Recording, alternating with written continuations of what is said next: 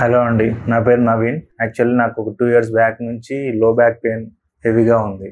So కంటిన్యూగా back pain తిరగడం వల్ల అది ఇంకా స్టిఫ్నెక్ ఎక్కువైపోయి బ్యాక్ పెయిన్ ఇంకా ఎక్కువైపోయి నేను ఒక ఆర్థో కన్సల్ట్ అవుతే ఆయన ఎంఆర్ఐ స్కాన్ రాయడం జరిగింది.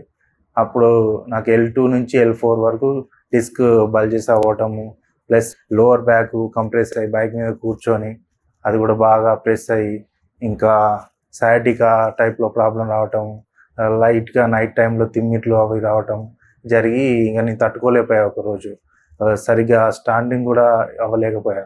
అయితే అప్పుడు నాకు మా రిలేటివ్ ఒక అతని ఆయుష్మాన్ అనే క్లినిక్ ఉంది. అందులో ఆయుర్వేదిక్ క్లినిక్ మంచిగా చాలా బాగా చేస్తారు. మాన్యువల్ థెరపీ, ఫిజియోథెరపీ డాక్టర్స్ కూడా ఉంటారు. అందులో కన్సల్ట్ అవ్వండి అని చెప్తాను. 10 days బ్యాక్ ఇక్కడికి వచ్చాను.